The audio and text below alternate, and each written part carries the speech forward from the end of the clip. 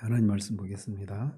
하나님 말씀 로마서 8장 28절에서 30절까지 또 보겠습니다. 로마서 8장 28절에서 30절까지 같이 읽겠습니다. 우리가 알거니와 하나님을 사랑하는 자 곧 그의 뜻대로 부르심을 입은 자들에게는 모든 것이 합력하여 선을 이루느니라. 하나님이 미리 아신 자들을 또한 그 아들의 형상을 본받게 하기 위하여 미리 정하셨으니 이는 그로 많은 형제 중에서 맏아들이 되게 하려 하심이니라. 또 미리 정하신 그들을 또한 부르시고 부르신 그들을 또한 의롭다 하시고 의롭다 하신 그들을 또한 영화롭게 하셨느니라. 아멘. 우리가 지난주에는 하나님의 뜻이 창세전에 세우신 하나님의 뜻이 그분의 성품과 또 그분이 하신 일들을 근거로 볼 때, 그리고 하나님의 어떤 영광, 하나님의 영광을 그 어떤 피조물에도 주지 않으시는 그런 것들을 생각해 볼 때 하나님의 뜻은 결코 변하지 않는다라는 사실을 살펴보았습니다. 자, 이제 우리는 하나님의 뜻이 누구에게 적용되는가 하는 문제를 숙고할 시점에 이르렀습니다. 앞에서도 한번 말씀드렸지만 이것은 부르심을 입은 자들에게 해당된다고 말을 하고 있습니다. 사도 바울은 이것을 가리켜서 미리 아신 자들, 미리 정하신 자들, 의롭다 하신 자들, 영화롭게 하신 자들 이렇게 다양하게 부르고 있습니다. 그래서 이 말씀을 통해서 우리에게 말해주고 있는 것은 구원에 있어서의 하나님의 뜻은 오직 그렇게 부르심을 입은 자들, 이 사람들에게만 해당되고 다른 사람들에게는 해당되지 않는다고 분명히 말하고 있습니다. 다른 말로 말하면 성경에는 어디에도 보편 구원론이라고 하는 가르침을 베풀고 있지 않다라는 사실입니다. 그런데 오늘날 그 사상은 많은 사람들에게 인기를 얻고 있습니다. 그들은 이렇게 가르칩니다. 마지막 날 주님이 재림하실 때에는 이 세상에 살았던 모든 사람, 심지어 타락한 천사들과 마귀 자신까지도 구원을 받을 것이다. 이렇게 가르칩니다. 보편 구원론에서 가르치는 것이 바로 이런 거예요. 그러나 이런 가르침은 성경에 기초한 것이 아닙니다. 그들이 이런 주장을 하는 것은 성경의 가르침을 따른 것이 아니라 철저히 철학의 근거에서 이런 것을 주장합니다. 철학자들은 자기들의 마음속에 있는 것을 무엇이든지 성취할 수 있다고 믿습니다. 그래서 그들은 이렇게 말을 해요. 왜 이런 것을 주장하느냐? 하나님께서 사랑의 하나님이시라면 어떻게 어떤 사람을 영원히 멸망하도록 내버려 두실 수 있겠느냐? 이렇게 주장하는 겁니다. 그래서 이런 하나님이 사랑이시다라고 하는 것을 철학적인 개념으로 이해를 해서 하나님이 사랑이시면 모든 사람을 구원하셔야 되는 것이 아니냐 이렇게 주장하기도 하고 안식일이나 이런 데서는 지옥도 없애버립니다. 영혼을 멸절시키는 방식으로 하나님이 이들을 영원히 지옥에 형벌하시는 이런 것을 하지 않으신다 이렇게 가르친단 말이죠. 사랑의 하나님이시라면 그 사랑에서 제외되는 사람은 하나도 없어야 된다. 이것이 그들의 논리입니다. 그러나 이것은 다분히 완전히 철학적인 그런 논리에 불과합니다. 그래서 하나님은 모든 사람을 사랑하시기 때문에 결국 누구도 멸망하지 않을 것이다 라고 말하고 있어요. 그래서 하나님께서 사람을 사랑하신다는 사실을 알게 하는 것이 설교의 유일한 목적이라고 주장하기도 합니다. 오늘날은 이렇게 하나님 보편구원론을 말하고 있지는 않지만 그들이 주장하는 근거처럼 하나님이 사람을 사랑하신다라고 하는 것만 가르치는 이런 것을 통해서 실천적인 측면에서 하나님이 마치 모든 사람을 구원하시는 그런 하나님으로 가르치는 이런 현상들이 넘쳐나고 있죠. 그러나 이런 주장은 성경의 가르침을 정면으로 부정하고 있는 겁니다. 그럼에도 불구하고 오늘날 이런 가르침이 가장 인기 있는 교훈 중에 하나가 되었습니다. 왜냐하면 이런 교훈은 사람의 귀를 즐겁게 하기 때문에 그렇습니다.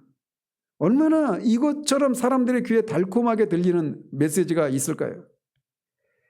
그러나 그것이 사람들에게 위로와 안정을 주는 듯 하지만 결국은 그들을 방탕함으로 이끄는 거짓 위로요, 사탄이 만든 인간을 파괴에 이르게 하려는 전략에 불과합니다. 결국은 그렇게 가지 않겠습니까? 하나님이 사랑이셔서 모든 사람을 구원하실 것이니 우리가 어떤 식으로 살아도 상관없다, 이렇게 가지 않겠습니까? 내 마음대로 믿겠다라는 겁니다.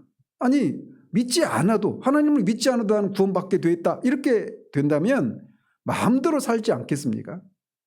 그래서 잠시는 사람들의 귀에 달콤하게 들릴지 모르지만 결국은 사람을 영원한 파괴에 이르게 하는 사탄의 전략에 불과하다라는 겁니다. 그래서 그런 사람들은 뭐 어떻게 살아도 상관이 없다면, 그래서 모두 구원을 받는다면 무엇을 믿어야 되는지, 무엇이 진리인지 이런 것들은 전혀 상관이 없습니다. 자, 이런 것들을 오늘날의 시대로 한번 화면에서 한번 비교해 보십시오. 얼마나 이 시대의 사람들, 기독교인이라고 하는 사람들이 무엇을 믿는지, 교리에 대해서, 진리에 대해서 얼마나 관심이 없는가, 이런 것도 보편 구원을 그들이 믿고 가르치기 때문에만은 아니지만 실천적인 측면에서 그들과 별반 다르지 않다라는 겁니다. 그저 하나님은 사랑이시다라는 말만으로 모든 것을 덮어버립니다. 그러나 그들이 말하는 사랑이라고 하는 것은 완전히 철학적인 개념에 불과합니다. 다시 말해서 그들이 주장하는 사랑은 하나님의 거룩하심을 제거한 사랑에 불과해요. 더욱 심각한 것은 이런 사상이 이미 돌아가신 분이지만 어쨌든 이 로마 교황이 토마스 아퀴나스 이후로 가장 위대한 신학자라고 그렇게 평가했던 신학자에 의해서 이런 사상이 번져가고 있었다라는 겁니다. 칼 바르트라고 하는 분을 들어보신 적이 있습니까? 그는 명시적으로 모든 피조물이 그리스도 안에서 궁극적으로 구원을 받는다, 이렇게 가르치지는 않았어요. 명시적으로는 말이죠. 그렇지만 그가 선택론이나 그의 화해론을 해서 이렇게 살펴보면 그는 매우 넓은 시야를 가진 것을 보게 됩니다. 그는 그리스도 안에서 인류 전체가 선택되고 화해의 대상이 되었다, 이렇게 봤습니다. 이로 인해서 보편적으로 모든 인류가 구원될 수밖에 없다는 결론으로 독해되는 경우가 많아요. 그는 자신은 그런 의도를 가지고 말하지 않았다고 말하지만 그렇게 표현하고 있기 때문에 결국은 사람들이 그렇게 오해를 하게 되어 있다는 거죠. 그래서 그가 결국 보편 구원론을 가르쳤다고 보는 분들이 많습니다. 루이드 존스도 이 칼 바르트랑 같은 시대 사람이거든요. 칼 바르트가 좀 더 나이가 많은 그런 입장인데, 그래서 그 당시 영국 교회에 이 칼 바르트의 신학 사상이 막 물밀듯이 들어오는 시기에 그가 이런 얘기를 했던 거예요. 칼 바르트가 로마 교황에 의해서 그렇게 토마스 아퀴나스 이후로 가장 뛰어난 신학자다라고 이런 평가를 받고 있다 하더라도, 그리고 칼 바르트가 성경주의를 주장하기도 합니다. 그런데 그가 말하는 성경에 대해 성경론도 우리가 믿는 성경론과 달라요. 우리는 성경이 하나님의 말씀이다, 이런 입장이잖아요. 근데 그는 성경이 하나님의 말씀이 된다, 이렇게 가르친단 말이에요. 그러니까 삼위일체론에 대해서도 마찬가지고 그가 굉장히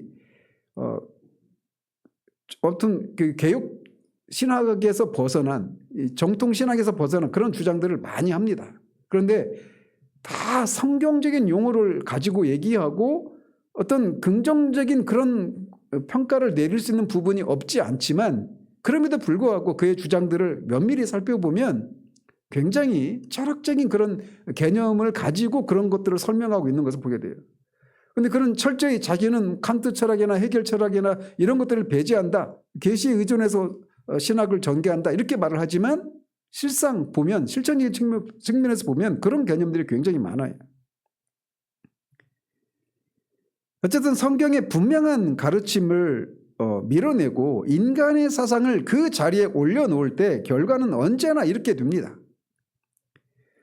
철학이 신학을 대체하게 되고 하나님의 계시가 인간의 생각으로 왜곡이 됩니다. 성경은 보편 구원론자들이 말하는 것처럼 그렇게 주장하지 않아요. 성경은 인류 전체를 언제나 둘로 나눕니다. 하나는 하나님의 사람들이고 다른 하나는 그렇지 않은 사람들입니다. 그래서 항상 구원을 받는 자들과 버림받은 자들의 이 구별이 있어요. 심지어 우리가 잘 아는 요한복음 3장 16절조차도 그 말씀 안에 믿지 않는 자들의 정죄를 함축하고 있습니다. 하나님이 세상을 이처럼 사랑하사 독생자를 주셨으니 이는 그를 믿는 자마다 멸망하지 않고 영생을 얻게 하려 하심이라. 독생자를 주신 이유는 주시지 않았다면 모든 사람이 멸망할 수밖에 없기 때문에 독생자를 주셨다고 말하고 있는 거예요. 그래서 이 말씀 속에도 믿지 않는 자는 멸망한다는 선언이 포함되어 있는 겁니다. 또 17절에서도 하나님이 그 아들을 세상에 보내신 것은 세상을 심판하려 하심이 아니요 그로 말미암아 세상이 구원을 받게 하려 하심이라 이렇게 말합니다. 같은 얘기를 하고 있죠. 아들을 주신 것은 주시지 않으면 세상이 심판을 받게 되니까 그런 일이 일어나지 않도록 하기 위해서 아들을 주셨다라고 말하고 있어요. 하나님께서 그의 아들을 보내신 것은 세상을 구원하시기 위함입니다. 그런 일을 하지 않았다면 세상은 영원한 멸망을 받을 수밖에 없다라고 말하고 있는 것이죠. 또 이어지는 3장 18절에서도 똑같은 것을 밝히고 있습니다. 그를 믿는 자는 심판을 받지 아니하는 것이요 믿지 아니하는 자는 하나님의 독생자 이름을 믿지 아니함으로 벌써 심판을 받은 것이다 이렇게 말하고 있어요. 그래서 항상 심판을 받는 자와 구원받는 자 이렇게 구분을 하고 있단 말이죠. 그 같은 요한복음 3장 36절에서 이렇게 결론을 내립니다. 아들을 믿는 자는 영생이 있고 아들에게 순종하지 아니하는 자는 영생을 보지 못하고 도리어 하나님의 진노가 그 위에 머물러 있다라고 말합니다. 이런 말씀들만으로도 성경은 모든 하나님이 사랑이시기 때문에 모든 사람을 구원한다라고 하는 이 보편 구원을 완전히 배격하고 있어요.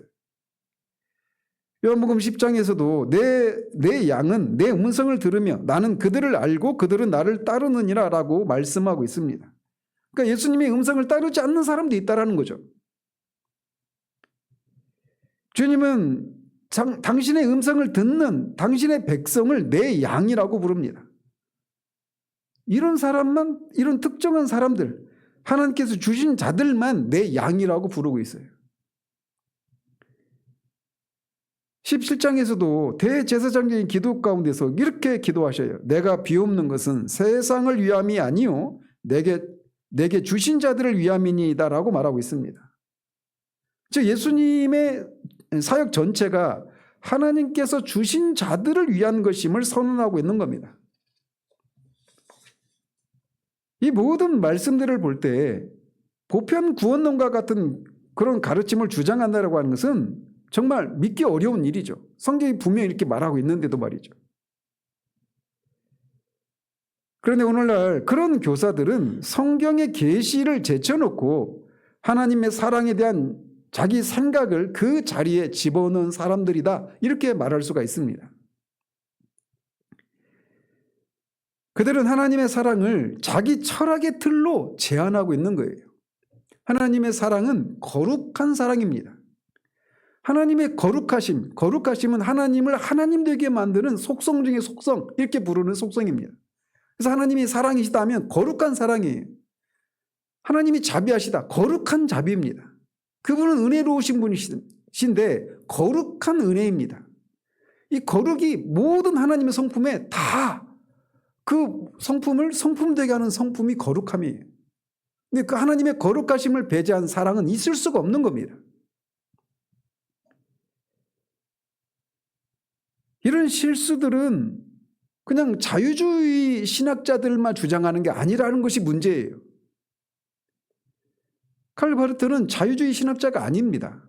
그는 신정통으로 분류되는 사람이에요. 그 복음주의, 넓은 의미의 복음주의 진영 안에 있는 사람이죠.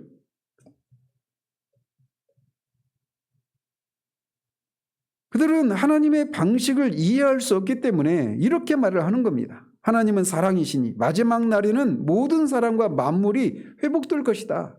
이렇게 가르친단 말이에요. 그러나 성경의 이 마지막 책인 요한계시록은 정반대의 사실을 증언합니다. 마지막 날에 무슨 일이 일어나는지를 기록하고 있는 요한계시록은 이렇게 말을 하고 있어요. 마귀와 짐승들과 그를 따르는 무리들이 불못에 던져진다라고 말하고 있습니다. 즉 그들은 이 보편구원론을 주장하는 사람들의 많은 사람들이 사도 바울이 이 보편 예수 그리스도의 그 속죄를 제안하고 있다, 이렇게 바울이 그렇게 예외적으로 그런 한정된 구원을 가르친다 이렇게 주장하는데, 이런 사상은 요한도 가르치고 있단 말이에요. 사랑의 사도라고 하는 요한도 이것을 가르치고 있단 말이에요. 이 진리는 성경 전체에 걸쳐서 동일하게 드러나는 구원의 법칙입니다. 로마서 11장에서 사도는 이 하나님의 뜻은 부르심을 입은 사람들에게만 국한될 뿐만 아니라 그 부르심을 받은 사람들은 한정된 숫자라고 말합니다. 뒤에 11장 25절에 보면 이방인의 수가 차기까지라고 하는 말을 통해서 이 부르심을 받은 자들의 숫자가 한정되어 있다고 말하고 있어요. 이 숫자는 이미 하나님께서 창세전에 정하신 정확한 수입니다. 그래서 이 숫자가 다 자기까지 예수님이 재림이 늦어지고 있는 것이죠. 그리고 그때가 오면 모든 이스라엘이 구원을 받게 된다라고 말하는데, 여기서 말하는 모든 이스라엘도 구원받은 혈통적으로 유대인 모두가 아니라 구원받은 모든 신자들을 이스라엘 이렇게 말을 하고 있는 거예요. 모든 구속받은 자들, 즉 하나님의 모든 권속들이 다 그렇게 구원을 받게 될 것이다 라고 말하고 있는 겁니다. 이 수는 정확히 제한되어 있습니다. 하나님께서만 아시는 수, 그분의 뜻 안에서 예정된 자들의 숫자입니다. 우리는 그 숫자를 알 수가 없어요. 그러나 하나님은 아십니다. 디모데후서 2장 19절에서 사도는 이렇게 말을 합니다. 하나님의 견고한 터는 섰으니 주께서 자기 백성을 아신다라고 말하고 있습니다. 우리는 수시로 넘어질 수 있지만 하나님의 터는 흔들리지 않습니다. 하나님은 언제나 자기 백성을 알고 계십니다. 하나님은 창세 전부터 정확하게 그 수를 알고 계시고 하나님의 백성들을 개인적으로 개별적으로 다 알고 계십니다. 그래서 겉으로는 우리와 똑같은 신앙을 고백하고 교회에 속한 것처럼 보일 수 있습니다. 그러나 그런 모든 사람이 진정 하나님의 백성일 것이라는 보장은 없어요. 그거를 드러내는 장면이 있다라면, 드러내는 성경이 있다라면 요한일서 2장이죠. 19절은 그렇게 말을 합니다. 그들이 우리에게서 나갔으나 우리에게 속하지 아니하였음이라 라고 말하고 있습니다. 그들은 한동안은 같은 공동체 안에 있었지만 본질적으로는 그렇지 않았던 것입니다. 만약에 그들이 정말 우리에게 속했다면 우리와 함께 거했을 것인데 그들이 떠났다라는 것입니다. 그 사실을 통해서 그들이 하나님께 속한 사람들이 아니었다라고 하는 것을 드러내고 있다라는 것이죠. 어쨌든 이런 다양한 성경을 통해서 우리가 알 수 있는 것은 하나님의 백성은 오직 하나님의 뜻대로 부르심을 받은 자들로만 구성되어 있다라는 것입니다. 내가 예수 믿기로 결단한 사람들의 모임이 아니에요. 그리고 그들의 이름은 어린 양의 생명책에 기록되어 있습니다. 그리고 그 이름은 창세전에 기록되었다라고 요한계시록이 말하고 있어요. 요한계시록 20장 마지막 부분에서 우리는 그 장엄한 장면을 봅니다. 보좌 앞에 책들이 펴지고 생명책에 기록된 자들만이 영화롭게 됩니다. 그리고 나서 20장 15절에 이렇게 말씀이 이어져요. 누구든지 생명책에 기록되지 못한 자는 불못에 던져지리라. 이 모든 것은 너무나도 분명합니다. 즉 마지막에는 모든 사람들이 구원을 받는다는 보편 구원은 성경의 명백한 진술과 철저히 모순된다라는 사실이에요. 우리가 이미 구원받은 우리들이 이 문제에 대해서 큰 어려움을 가지지 않을 수 있습니다. 그런데 문제는 우리의 가족들, 정말 이 세상에서 정말 고생하며 살았던 많은 사람들, 그런 사람들을 생각할 때 우리가 이 부분이 쉽게 받아들이기가 쉽지 않은 그런 경우들이 발생할 수 있어요. 그래서 하나님은 분명히 말하고 있어요.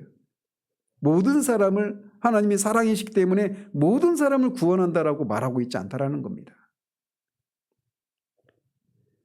이 진리는 우리가 감정적으로는 받아들이기 어렵습니다. 그러나 그렇다 하더라도 우리는 성경의 가르침에 복종하거나 아니면 불순종할 뿐입니다.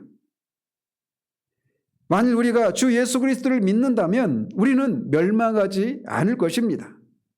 그러나 그를 믿지 않는다면 이미 정죄받은 것입니다. 예수님을 믿지 않는 사람들은 이미 17절에서 말하고 있는 것처럼 이미 심판을 받은 것이다라고 말하고 있어요. 그리고 계속 믿지 않는다면 결국 멸망하고 말 것입니다. 그러므로 구원에 있어서 하나님의 뜻은 전 인류 전체에 해당되지 않습니다. 한정되어 있어요. 그것은 오직 사도 바울이 묘사한 바로 그 사람들, 하나님의 뜻대로 부르심을 입은 자들에게만 한정되어 있다라는 것이 성경이 우리에게 말해주는 진리예요. 자, 그렇다면 하나님께서 자기 백성들을 향해서 품으신 뜻이 무엇일까요? 이게 이제 우리가 오늘 살피려고 하는 핵심적인 내용입니다. 바울은 29절에서 이렇게 말을 합니다. 그들로 또한 그 아들의 형상을 본받게 하기 위하여 미리 정하셨으니 이는 그로 많은 형제 중에서 맏아들이 되게 하려 하심이라. 이것이 하나님의 뜻의 본질입니다. 즉 구원의 최종적인 목적이 바로 이것이다라고 말하고 있는 거예요. 사도는 여기서 미리 아심이나 미리 정하심이라고 하는 용어를 먼저 다루기보다 그에 앞서서 하나님의 뜻 자체를 먼저 정의하고 있습니다. 그리고 이 하나님의 뜻이 구원의 과정을 이루는 그런 과정들, 그런 것들이 일어나는 원인이 되고 있는 거예요. 왜 우리가 부르심을 받느냐? 아들의 형상을 본받게 하기 위한 하나님의 구원의 궁극적인 뜻, 이 목적을 이루기 위해서 우리를 예정하시고 부르시고 예정하시고 부르시고 의롭다 하시고 영화롭게 하는 이런 일을 하신다라는 겁니다. 그래서 구원의 궁극적인 뜻이 무엇인가를 먼저 사도가 여기서 말해주고 있어요.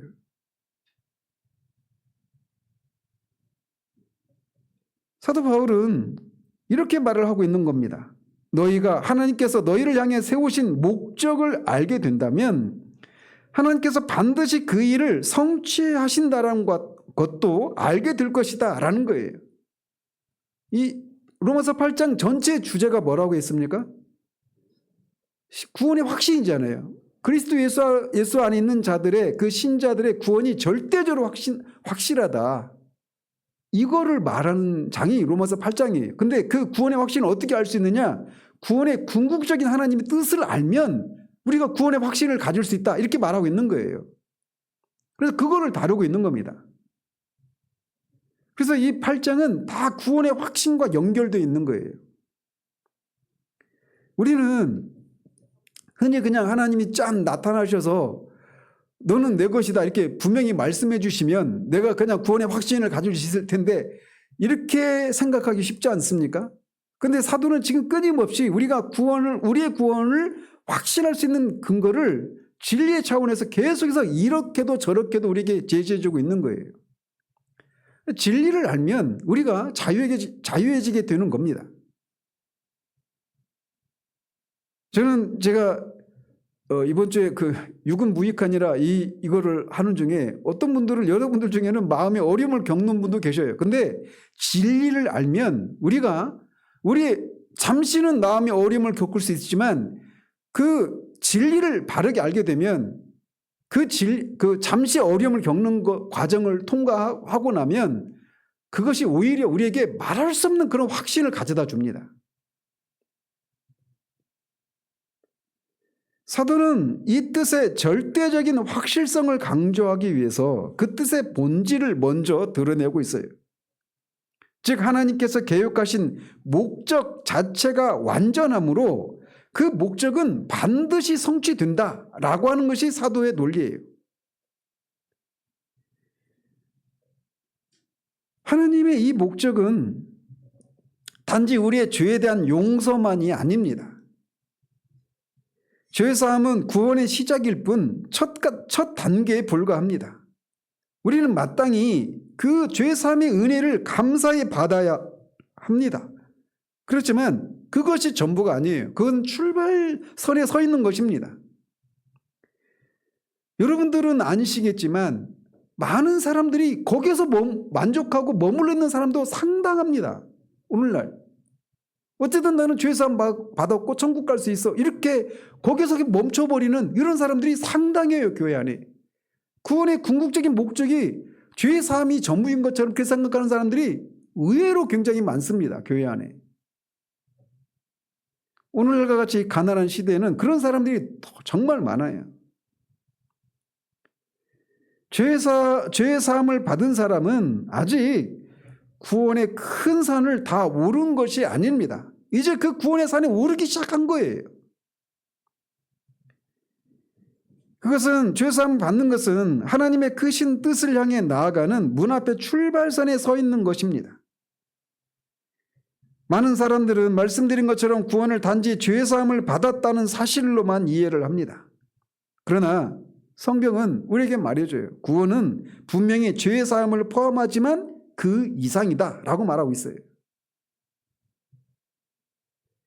의롭다 하심을 칭의, 이것은 하나님께서 우리를 보시고 그리스도의 의를 입은 자라 선언하신 사건입니다. 그러나 그건 역시 최종적인 목적은 아닙니다. 칭의는 그 다음 단계들, 즉 영화의 길을 보증하는 기초일 뿐입니다. 하나님께서 우리를 부르신 최종적인 목적은 우리가 하나님의 아들의 형상을 본받게 하려는 것이다 라고 말하고 있어요. 29절에서. 이것이 구원의 절정이고 신자의 궁극적인 소망입니다. 우리가 천국에 가는 것, 죄도 없고 슬픔도 없고 아픈 것도 없고 죽는 것도 없는 곳, 그곳에 가는 것, 이게 구원의 최종적인 목적이 아니에요. 구원의 최종적인 목적은 우리가 아들의 형상을 본받는 것, 그렇게 아들의 형상을 닮은 사람이 되는 것, 이것이 구원의 최종적인 목적이라는 거예요. 이 구원의 최종적인 목적이 이것이라고 하는 것을 모르면 우리는 이 땅에서 이미 우리에게 주어져 있는, 그리고 우리가 장차 이렇게 될 것을 여기 현재 삶 가운데서 살아내는 이 성화의 삶에 대해서 무관심하게 됩니다. 그저 그냥 구원의 목적을 죄도 없고 슬픔도 없고 고통도 이런저런 죽음도 없는 그런 곳에 가는 것을 궁극적인 목적으로 삼으면 성화에 대해서 무관심하게 돼요. 성화는 그리스도를 닮은 삶을 살아내는 겁니다. 육으로가 아니라 성령을 통해서 말이에요. 궁극적인 목적이 이것이라고 하는 것, 아들의 형상을 본받는 것, 이것이 구원의 궁극적인 목적이라고 하는 것을 모르면 성화에 대해서 관심이 없어요. 그리스도의 의가 우리에게 전가되는 데서 끝나지 않습니다.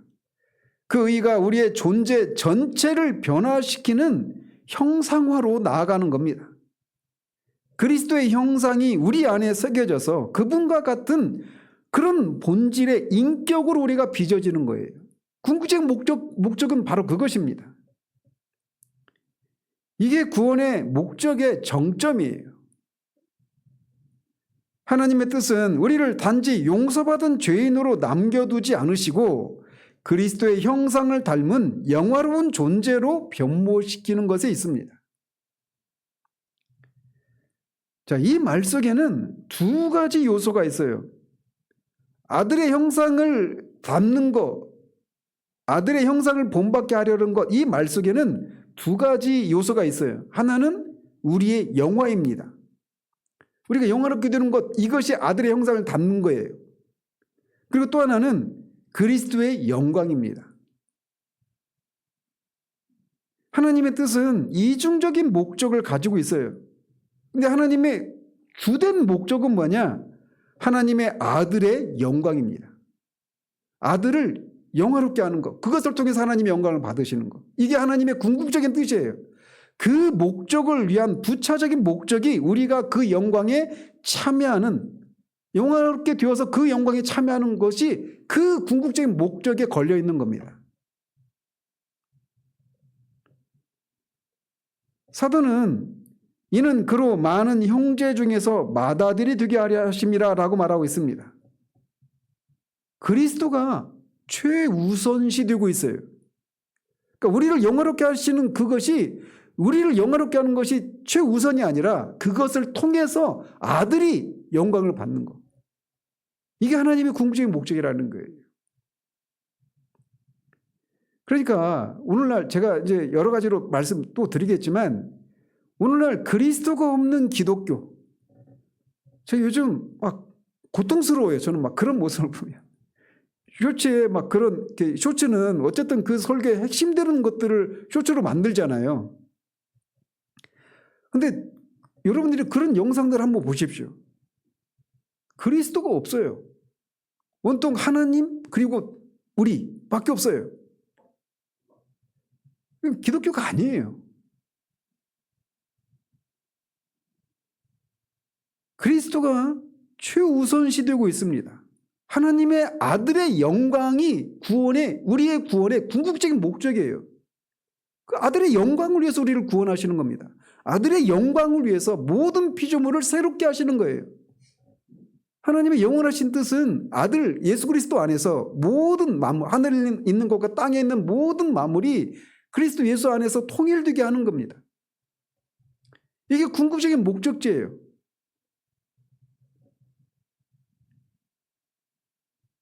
그것이 구원의 궁극적이고 최종적인 목적입니다. 그러나 하나님께 감사해야 합니다. 그 영광스러운 목적을 이루기 위해서 하나님은 우리에게 놀라운 약속을 주셨기 때문에 그렇습니다.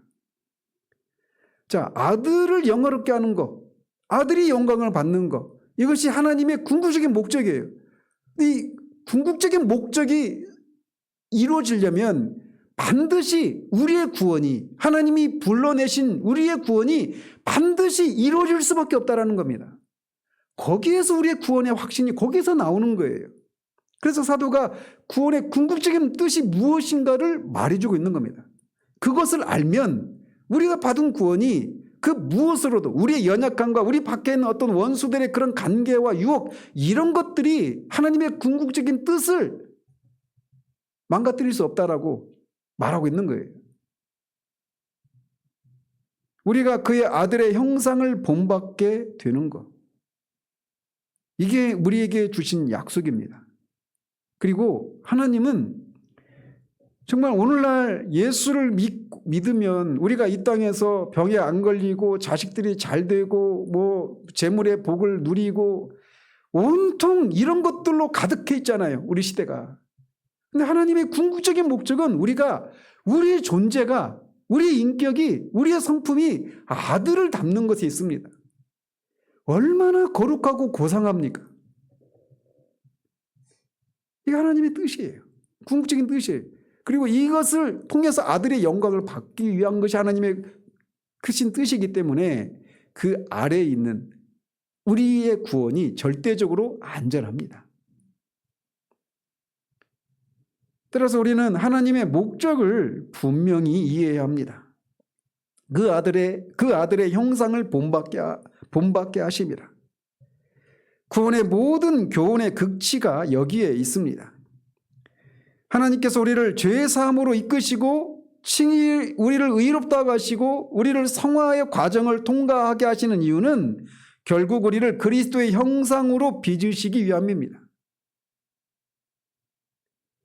우리는 이 진리를 붙잡아야 합니다. 그리고 이것이 우리의 신앙을 매우 단단히 세워줍니다. 문제는 우리가 너무나 주관적인 대로 기울어 있다는 사실이에요. 온통 내 문제, 내 실패, 내 연약함, 여기에만 시선을 둡니다. 근데 이 구원의 궁극적인 목표를 우리가 붙잡고 바라봐야 하는 거예요. 내 실패가 있고 내 연약함이 있지만 그럼에도 불구하고 이 궁극적인 목표가 무엇인가를 우리가 안다면 이것을 하나님이 나의 연약함과 나의 실패를 통해서도 반드시 이루신다라고 하는 것을 확신할 수 있게 되는 거예요. 근데 우리는 너무나 우리 주관적인 문제에만 시선이 뺏기게 된다는 겁니다. 그러나 사도 바울은 우리에게 시선을 들어서 하늘의 영광을 바라보라고 말하고 있습니다. 18절에 생각하건대 현재의 고난은 장차 나타날 영광과 좋게 비교할 수 없다라고 말합니다. 이 말씀이 우리의 심령에 새겨져야 합니다. 구원은 단지 죄에서 벗어나는 것이 아니라 하나님의 아들의 형상으로 빚어지는 여정입니다. 이 진리를 잘 설명하는 또 다른 말씀이 있다면 고린도후서 3장 18절입니다. 우리가 다 수건을 벗은 얼굴로 거울을 보는 것 같이 주의 영광을 보매 그와 같은 형상으로 변화하여 영광에서 영광에 이르니 곧 주의 영으로 말미암음이니라 라고 말하고 있습니다. 여기서 형상이라고 하는 단어는 단순히 어떤 유사함이 아니라 어떤 본래로부터 원형으로부터 찍어낸 그런 닮은 것을 의미합니다. 그래서 동전에 옛날에는 동전에 보면 왕의 초상이 새겨져 있었잖아요. 근데 그 동전에 있는 형상은 왕의 얼굴이라고 하는 원본에서 직접 파생된 것이죠. 그죠? 마찬가지로 그리스도의 형상이 우리 안에 새겨지는 일은 단순한 모방이 아니라 성령의 인침입니다. 그리스도의 형상이 우리의 내면 깊은 곳에 새겨집니다. 여기서 본받는다라고 하는 말은 같은 모양을 취한다 이런 뜻을 가지고 있어요. 그래서 우리가 그리스도의 형상을 본받는다 이 얘기는 우리가 흔히 그리스도의 형상을 본받는다라고 하는 것을 그냥 예수님의 어떤 외적인 행동을 모방하는 것 이런 차원에서 생각하시면 안 돼요. 그것을 포함하지만 그걸 넘어서는 겁니다. 본받는다는 말은 외적인 닮음이 아니라 단순히 외적인 닮은 말을 의미하는 것이 아니라 내적 본질의 일치를 의미하는 거예요. 따라서 그리스도를 본받는다라고 하는 것은 그분의 거룩하심을, 그분의 사랑을, 그분의 인자를, 그분의 순종을, 그분의 인격의 중심이 우리의 본질 속에 새겨지는 것을 의미하는 겁니다. 우리를 보면 내 배를 통해서 난 자녀들도 내가 제대로 사랑하지 못하는 경우들을 보지 않습니까? 그것 때문에 우리가 얼마나 고통스러워요. 저는 제 배로 낳지는 않았지만 어쨌든 자매들이 그래서 남자들보다 더 깊어요. 영적으로 제가 볼 때는. 남자들은 껍데기예요. 근데 그래서 이 여성분들이 더 그런 고민들을 많이 합니다. 남자에 비해서 상대적으로. 그래서 우리를 보면 이런 내가 어떻게 그리스도를 닮은 사람이 될 수 있는가라고 하는 이런 깊은 절망을 하는 경우들이 많죠. 그런데 우리가 우리의 본질 속에 이 예수님의 이 내적인 본질이 우리에게 새겨지는 거예요. 이것을 할 때도 우리 자신을 보면 절망하죠. 그런데 이것이 하나님의 뜻이란 말입니다. 우리가 아들의 형상을 본받는 사람이 되는 거. 이게 하나님의 뜻이에요. 이게 궁극적인 뜻이에요. 근데 그것이 하나님의 궁극적인 뜻인데 우리가 거기에 미치지 못하게 되면 하나님의 궁극적인 뜻은 이루어지지 않게 되는 거예요. 그 사실을 인해서 우리를 보면 불가능한 일이지만 하나님의 뜻을 생각하면 이 일이 반드시 일어나게 된다라고 우리가 생각할 수 있는 거예요. 우리는 그리스도의 도장을 찍힌 그런 존재가 되어야 합니다. 그분의 인격이 우리의 인격 속에 일종의 복제되는 거예요. 얼마나 하나님의 뜻이 어마어마합니까? 근데 하나님의 뜻이 이루어진다라는 거예요. 사도는 여기서 형제들이라고 하는 표현을 쓰고 있습니다. 많은 형제 중에서 맏아들이 되게 하려 하십니다. 이 단어는 이 본질의 닮음을 강조하고 있습니다. 형제는 단순히 외적인 관계로 맺어진 존재가 아니라 본질상 같은 생명을 공유하는 사람들을 일반적으로 형제라고 하죠. 그래서 그런 개념으로 형제라고 말을 하고 있는 겁니다. 히브리서 2장 11절 13절은 이렇게 말합니다. 거룩하게 하시는 자와 거룩하게 함을 입은 자들이 다 한 근원에서 난지라.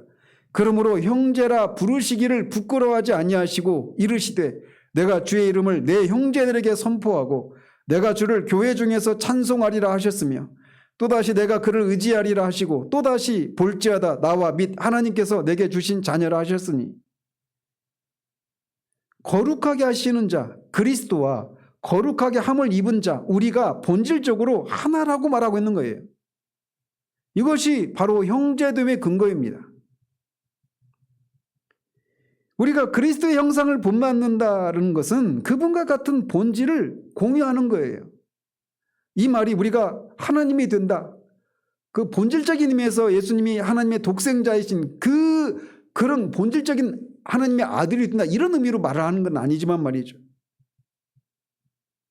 그 결과 그분이 우리의 맏형이 되시고 우리가 그의 형제들이 되는 겁니다.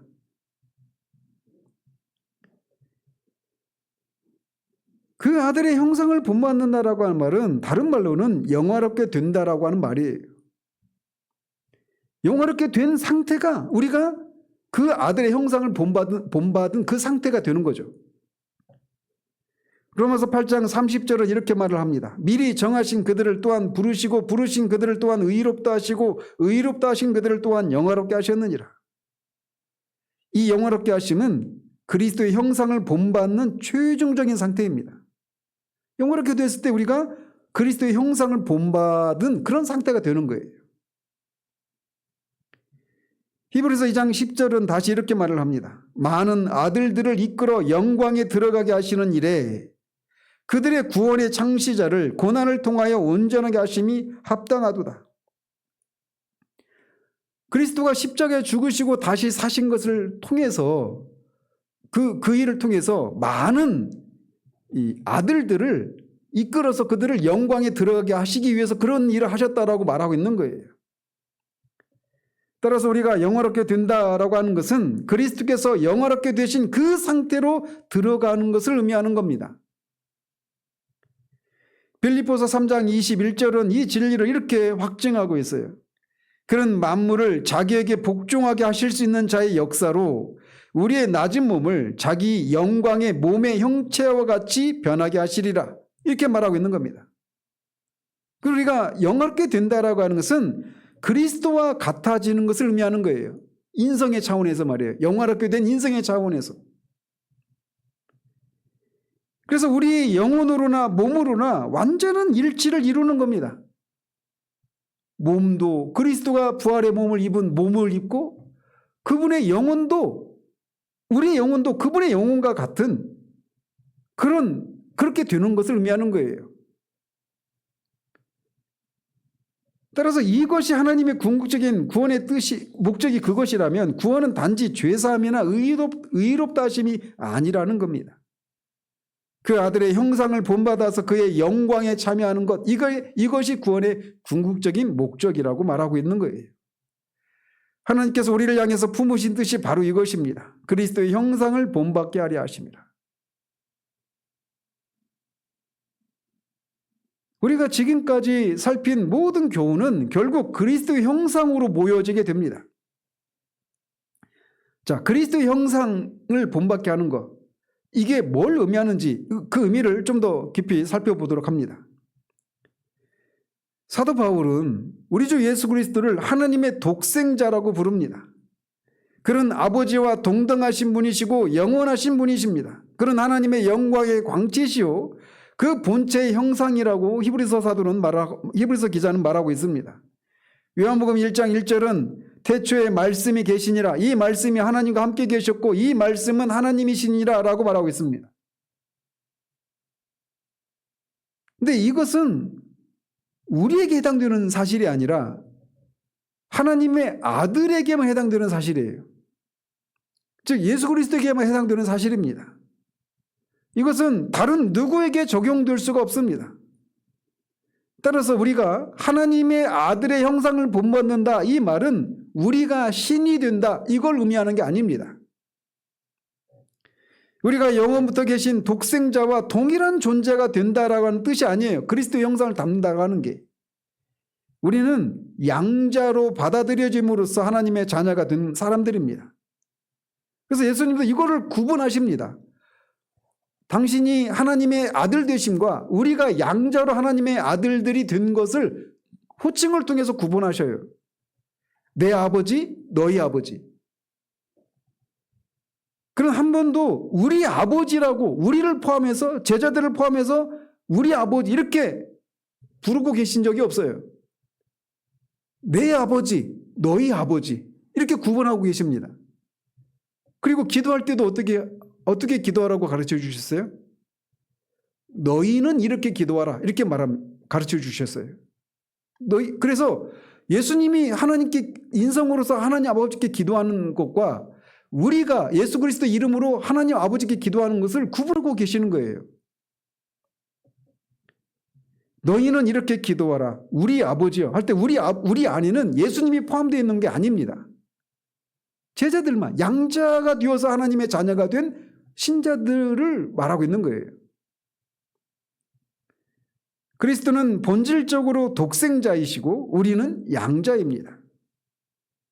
그런데 본질에 있어서는 예수 그리스도와 하나님의 독생자이신 예수 그리스도와 우리가 본질에 있어서는 다르지만 하나님의 은혜로 동일한 관계 속으로 들어가게 되었다라는 겁니다. 관계적인 측면에서 말이에요.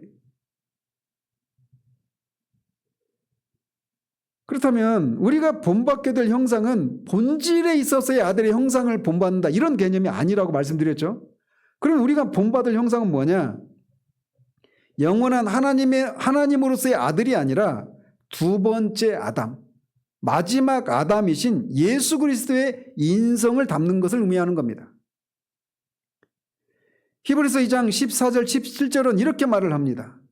자녀들은 혈과 육에 속하였음에 그도 또한 같은 모양으로 혈과 육을 함께 지니심은 죽음을 통하여 죽음의 세력을 잡은 자 곧 마귀를 멸하시며 그러므로 그가 범사의 형제들과 같이 되심이 마땅하도다.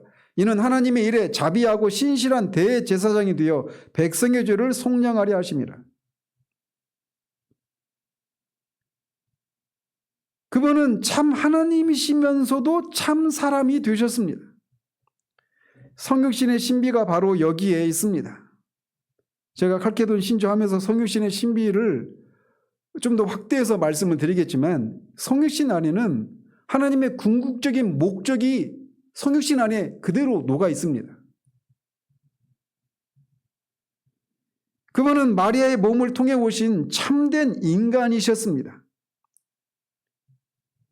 그래서 이 세상에 오신 예수 그리스도는 하나님의 아들이시면서 동시에 사람의 아들이셔요. 바울은 고린도전서 15장 45절 47절에서 이렇게 말을 합니다. 기록된 바 첫사람 아담은 생명이 되었다함과 같이 마지막 아담은 살려주는 영이 되었다. 그래서 첫 번째 아담과 우리가 알고 있는 그 아담과 마지막 아담 예수 그리스도를 구분하고 있어요. 첫사람은 땅에서 났으니 흙에 속한 자이거니와 둘째 사람 즉 사람이 아담이 흙이라는 뜻이 있습니다. 그리고 아담이 사람의 대명사이기도 하죠.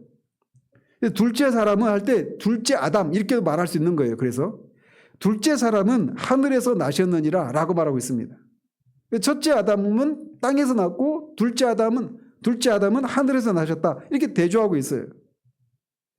그래서 우리는 모두 다 첫사람 땅에 속한 사람인 첫사람 아담에게서 난 사람들입니다. 그에게서 우리의 타락한 본성을 물려받았죠. 그러나 구원 안에서 우리는 마지막 아담 곧 그리스도로부터 새 본성을 받았습니다. 이제 우리는 새 인류의 구성원들이 된 겁니다. 그리스도께서 많은 형제 중 맏아들이 되셨다라고 하는 것은 그리스도가 새 인류의 시조가, 대표가 되셨다라고 하는 것을 의미합니다. 그 새 인류가 뭐예요? 이게 교회예요, 교회. 그분 안에서 새로운 창조가 시작된 겁니다. 제가 나중에 교회론도 더 말씀드리겠지만 우리는 구원의 문제를 지극히 개인적인 차원에서 많이 생각하죠. 근데 구원은 교회론적으로 생각을 해야 됩니다. 구원의 문제도. 우리는 교회의 일원이에요. 교회 지체들입니다. 자, 그래서 우리가 본받는 형상은 이 마지막 아담의 형상이에요.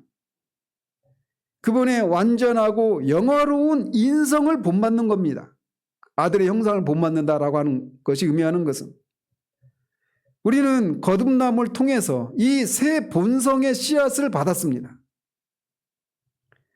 성령께서 그리스도로부터 그 생명을 우리에게 나눠주셨어요. 그래서 지난주에 설명했던 것처럼 우리가 그리스도의 의를 우리에게 전가시켜 주셔서 우리를 의롭다고 선언해 주신 그것은 우리에게 이 생명의 권리가, 법적인 권리가 있다라고 하는 선언이기도 하다라고 말씀드렸죠.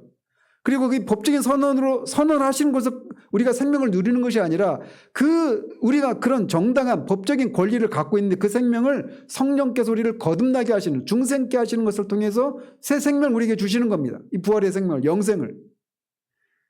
그리고 동시에 우리에게 새 본성을 우리에게 심어주셔요. 중생할 때. 그래서 그분은 머리고 우리는 그의 몸의 지체들이 됩니다. 이거를 베드로후서 1장 4절은 이렇게 표현하고 있어요. 이로써 그 보배롭고 지극히 큰 약속을 우리에게 주사 이 약속으로 말미암아 너희가 정욕 때문에 세상에서 썩어질 것을 피하여 신성한 성품에 참여하는 자가 되게 하려 하셨느니라.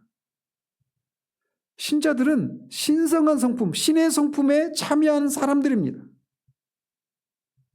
우리가 하나님의 본질에 동참한다라고 하는 것, 하나님 본질에 있어서 하나님과 같은 그런 신성을 가졌다라는 의미가 아니라 신성의 그리스도와 연합을 통해서 참여하는 방식으로 신성에 참여하는 사람이 된 거예요.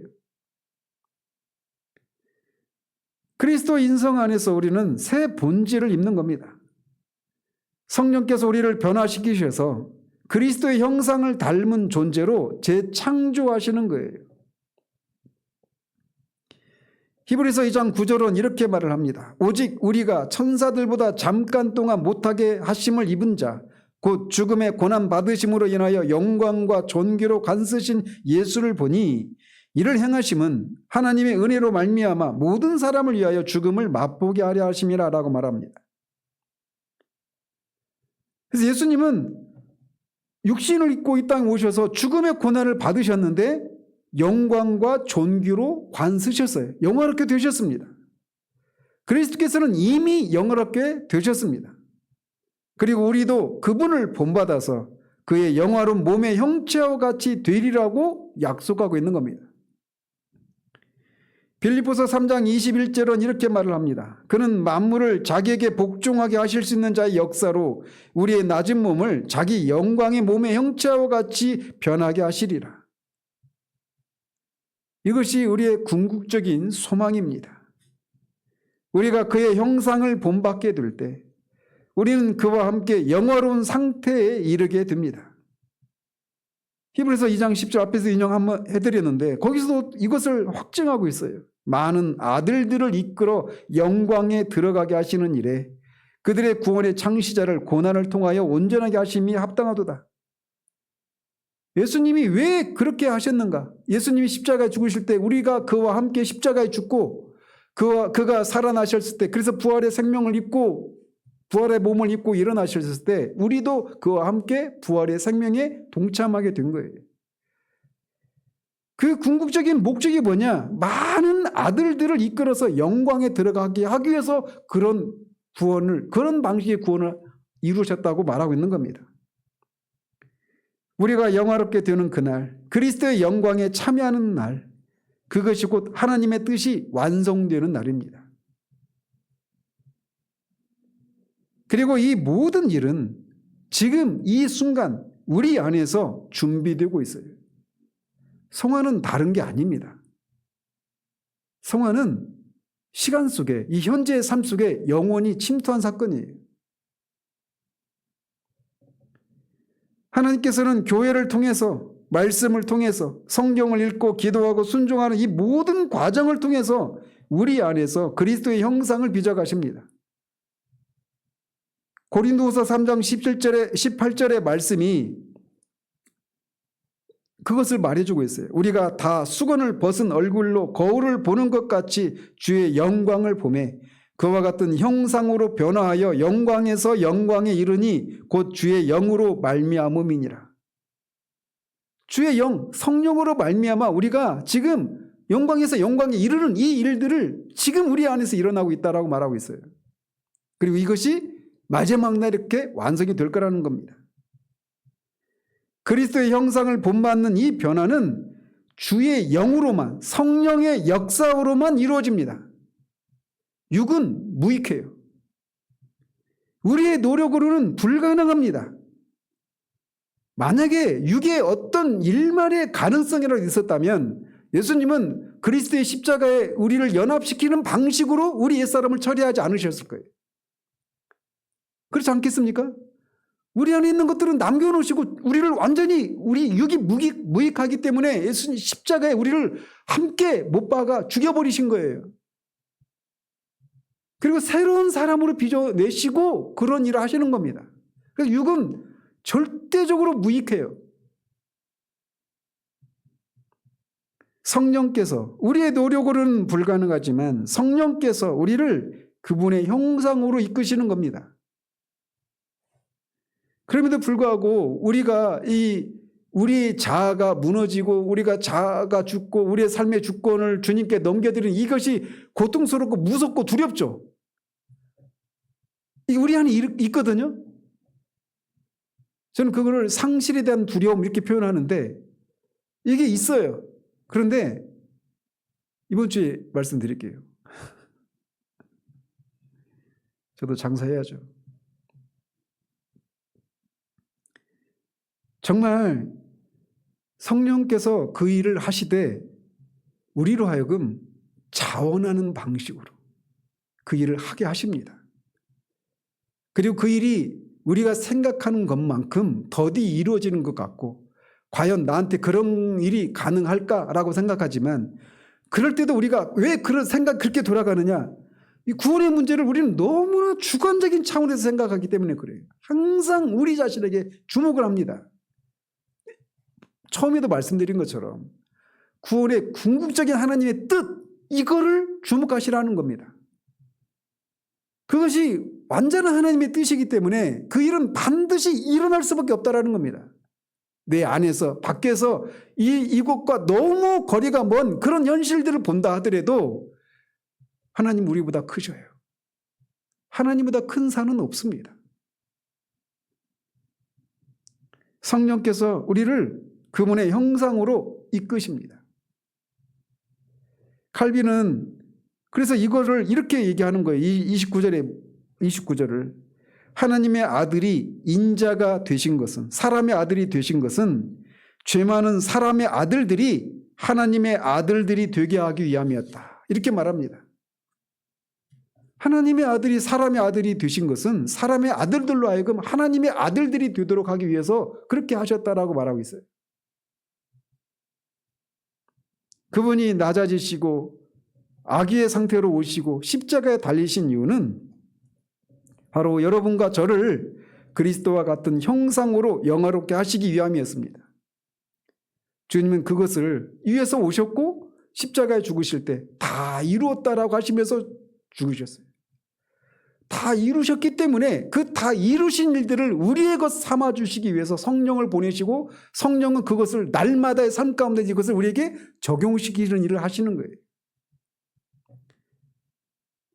요한일서 3장 2절은 이 약속을 이렇게 선포합니다. 사랑하는 자들아 우리가 지금은 하나님의 자녀라 장래에 어떻게 될 것은 아직 나타나지 아니하였으나 그가 나타나심이 되면 우리가 그와 같을 줄을 아는 것은 그의 계신 그대로 볼 것을 인함이니라. 그를 닮는 것 이것이 구원의 완성입니다. 하나님께서 뜻하신 바 그 아들의 형상을 본받게 하려 하심이라. 그날 우리는 그분을 볼 것이고 그와 같게 될 것입니다. 그분을 보는 순간 우리가 그렇게 일순간에 영화롭게 된 그 인성과 같은 그런 사람이 돼요. 그분의 형상이 우리 안에 완전하게 새겨질 것입니다. 그리고 우리는 그와 함께 하나님의 보좌 앞에 서서 영원토록 하나님의 영광을 노래할 것입니다. 이 하나님의 뜻은 반드시 이루어집니다. 저는 요즘 제가 그 수노 AI를 통해서 막 노래 만들고 있잖아요. 웨스트민스터 신앙 고백서 가지고 하는데 계속 하나님의 성품을 가지고 지금 그 노래를 만들고 있거든요. 여러분 단톡방에 제가 올리면 막 시끄러워질 것 같아서 제가 지금 저만 혼자 그냥 즐기고 있는데 너무너무 좋아요. 그러니까 하나님의 성품을 그 노래를 통해서 계속 묵상하는 겁니다. 근데 하나님이 어떤 분이신가를 알면 우리가 흔들리지 않게 돼요. 하나님의 뜻은 반드시 실패하지 않습니다. 우리가 지난주에 그것도 제가 만들었죠. 하나님의 뜻은 실패하지 않는다. 근데 그 하나님의 뜻은 오직 부르심을 입은 자들에게만 해당이 됩니다. 그리고 하나님의 뜻의 목적은 단지 죄 사함만이 아니라 그 아들의 형상을 본받게 하심입니다. 우리를 향한 하나님의 구원은 그리스도의 영광으로 우리를 이끄는 거예요.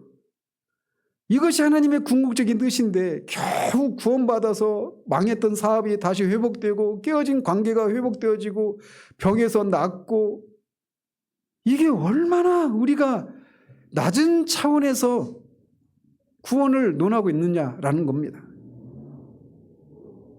우리가 믿음으로 이 길을 걷는다면 마침내 주께서 우리를 영화롭게 하실 것입니다. 그 아들의 형상을 본받게 하려 하심이라. 이것이 하나님이 우리를 향한 하나님의 구원의 궁극적인 뜻이에요. 그리고 이것은 반드시 이루어집니다. 우리가 무엇을 해서가 아니라 하나님이 하시기 때문에, 하나님이 하시기로 하셨기 때문에, 그리고 하시고 계시기 때문에 이 일은 반드시 이루어집니다. 기도하겠습니다. 하나님 아버지, 하나님의 궁극적인 뜻이 아들의 형상을 담게 하는 것, 그래서 아들이 많은 형제들의 맏형이 되게 하셔서 아들이 영광을 받게 되는 것, 그것이 하나님의 구원의 궁극적인 뜻임을 우리가 살폈습니다. 이것이 하나님의 궁극적인 뜻이기에 그 궁극적인 뜻을 이루기 위해서 많은 아들들이 반드시 있어야 되는데 그것을 이루기 위해서 우리가 구원받았다라는 사실들을 이 저녁에 살펴보았습니다. 이 하나님의 궁극적인 뜻이 반드시 이루어지기 위해서 우리의 구원도 반드시 하나의 열애도 없이 반드시 그렇게 아들의 형상을 닮은 사람이 되어지는 이 일이 반드시 일어난다는 그 사실들을 기억하고 우리가 끊임없이 구원의 문제를 주관적인 차원에서만 해석해서 우리 연약함과 우리의 실패 이런 것들만 주목하고 염려하고 근심함으로 구원의 확신을 누리지 못하는 그런 우리들 되지 않기를 원합니다. 그 누림을 통해서 하나님이 하신 일들의 그 완전함을, 그 영광을 조금이라도 드러내어서 하나님의 마음에 시원함을 드리는 우리 되어지기를 소원하옵고 우리 주 예수 그리스도 이름으로 기도합니다. 아멘.